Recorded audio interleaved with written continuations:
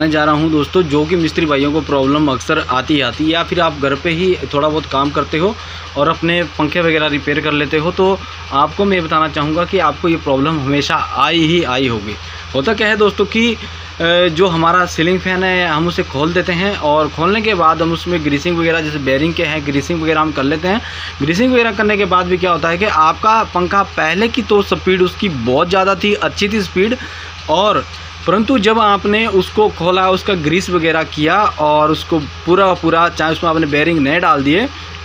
परंतु क्या हुआ कि आपने जैसे उसको फिट किया और उसको लगा दिया, उसके पंख वगैरह लगा करके, तो फिर क्या हुआ कि आपकी स्पीड उतनी नहीं रही, उसकी स्पीड कम हो गई। वो क्या रीज़न होता है, वो क्या कारण होता है और किस कारण से ऐसी समस्या आती है, वो सब कुछ मैं आपको आज इस वीडियो में बताने वाला हूँ। दोस्तों होता क्या है कि जैसे ही आपने इसके बेरिंग चेंज किए, ठीक है, आपने निचला बेरिंग किया, ऊपरला बेरिंग इसका चेंज किया, परंतु आपने एक चीज़ का विशेषकर ध्यान नहीं दिया जो कि ध्यान देने वाली चीज़ थी। और हर जो बड़ा मिस्त्री है, जो सूझबूझ वाला मिस्त्री है और जो ये काम करता है, उसे इस चीज़ की नॉलेज होती है और वो ये गलती नहीं करता। और हम लोग ये गलती हमेशा करते ही करते हैं, और जो नए सीख रहे हैं काम वो भी ये गलती कर लेते हैं। हम लोगों को क्या करना है दोस्तों कि जब भी हम इस पंखे के स्टेटर को खोलें, सबसे पहले तो क्या है दोस्तों, आप जैसे कि ये पंखा अभी बंद है, ठीक है,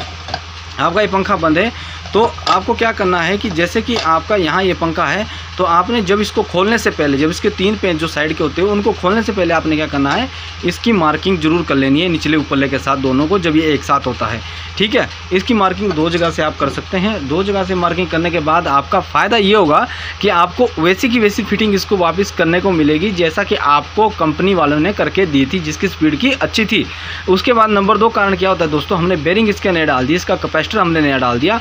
परंतु फिर भी इसकी स्पीड जो है वो कम हो गई, और हमने इसमें ना रिपेयरिंग की, इसकी कॉयल वगैरह बाकी सब कुछ ठीक है, आपने सब कुछ चेक कर लिया, फिर भी स्पीड नहीं बन रही। तो उसका कारण मेन क्या होता है दोस्तों, मैं आपको समझा देता हूँ थोड़ा, मैंने कई बार वीडियो में भी बताया है। तो आपका क्या होता है कारण, जो ये दोस्तों रोटर होता है ना, इसका ये वाला रोटर देखिए ये अलग हो जाता है, देखिए। तो आपने इसको कभी भी इसको उल्टा करके नहीं लगाना है। ऐसे तो कहीं इसमें ये बराबर होती है, दोनों साइडें बराबर होती है यहाँ से, पर कई पंखों में क्या होता है दोस्तों कि इसकी साइडें बराबर नहीं होती और ये अच्छे से मैच नहीं होता। अब आपने करना क्या है कि देखिए, जैसे मैंने इसकी फिटिंग की हुई है, मैं आपको यहाँ दिखाना चाहूँगा कि जो ये इसका अंदर वाला हिस्सा है ना, जो घूमने वाला हिस्सा, जैसे मैंने आपको दिखाया था, ये वाला हिस्सा,